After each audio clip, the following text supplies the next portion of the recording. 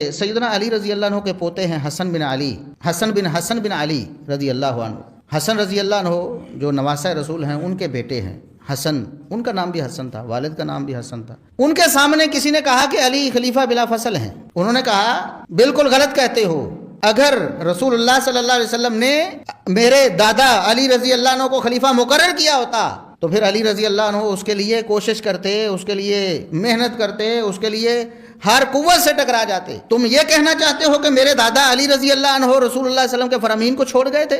اگر ہم مان لیں کہ رسول اللہ صلی اللہ علیہ وسلم نے میرے دادا علی رضی اللہ عنہ کی خلافت کا اعلان کیا تھا، اس کا مطلب یہ ہوا کہ ہم سب سے زیادہ حدیث کی مخالفت، فرمان رسول کی مخالفت کا ذمہ دار علی رضی اللہ عنہ کو ٹھہرا رہے ہیں، جبکہ ایسا ہے ہی نہیں۔ اس کے علاوہ بھی بڑے بڑے دلائل ہیں۔ رسول اللہ صلی اللہ علیہ وسلم کے پاس ایک عورت آتی ہے، صحیح بخاری کی حدیث ہے، پوچھتی ہے اللہ کے رسول میرا یہ معاملہ ہے، آپ نے اس کا معاملہ حل فرمایا۔ اس نے پوچھا اللہ کے رسول میں اگر آؤں دوبارہ مجھے کام ہو اور آپ کو نہ پاؤں، آپ نہ ہوں تو میں کس سے ملوں؟ ترید الموت، اس کا اشارہ یہ تھا کہ آپ دنیا سے چلے جائیں، اگر دوبارہ مجھے ضرورت پڑے تو میں کس کے پاس آؤں؟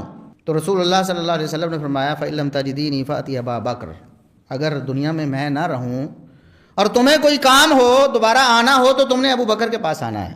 اگر علی رضی اللہ عنہ خلیفہ بلا فصل رسول اللہ صلی اللہ علیہ وسلم خود قرار دے چکے ہوتے تو اس عورت کو کہتے بھی میرے بعد علی کے پاس آنا۔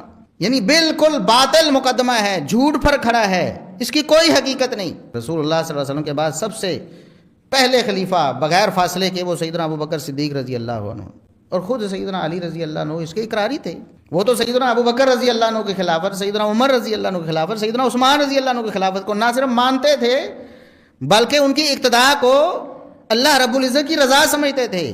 یہی واقعہ ہے سیدنا عمر رضی اللہ عنہ کی شہادت کا، صحیح بخاری میں بھی ہے کہ سیدنا عمر رضی اللہ عنہ جب شہید ہو گئے، لوگ اکٹھے ہوئے گھر میں، جب فوت ہوتا تو لوگ دیکھنے آتے ہیں، فوت ہو گئے تو عبداللہ ابن عباس رضی اللہ عنہما بیان کرتے ہیں، نبی کریم صلی اللہ علیہ وسلم کے چچا زاد ہیں یہ بھی، کہ میں رش کی وجہ سے نا لوگ ایک دوسرے کے اوپر، ظاہر ہے کہ وہ وہاں کھڑا سیدھا نہیں ہو پاتا بندہ، تو کسی کے اوپر ہاتھ رکھا ہوا ہے، کسی کے اوپر کونی رکھی ہوئی، تو ایک شخص میرے اوپر ذرا وزن ڈال کے کھڑا تھا، رش تھا ظاہر ہے، وہ کہہ رہا تھا عمر رضی اللہ عنہ کو دیکھ کر ان سے مخاطب ہو کے کہ عمر آپ کے بعد آپ جیسا دنیا میں نہیں رہا جس کو دیکھ کر میں اللہ کی رضا والے عمل کرتا تھا۔ مجھے پتا تھا کہ عمر یہ عمل کر رہا ہے، یہ عمل اللہ کی رضا والا ہے، اور میں بھی یہی عمل کرتا تھا۔ تو آپ کے بعد آپ جیسا تو کوئی نہیں رہا، اب آپ کے بعد آپ سے کم تر شان والا ہی ہوگا۔ اور یہ بات تو حقیقت ہے کہ عثمان رضی اللہ عنہ تیسرے خلیفہ تھے تو شان مقام میں سیدنا عمر جیسے تو نہیں تھے، ان سے تو کم تھے، اگرچہ ان کی شان اور ان کا مقام بھی بہت بلند ہے۔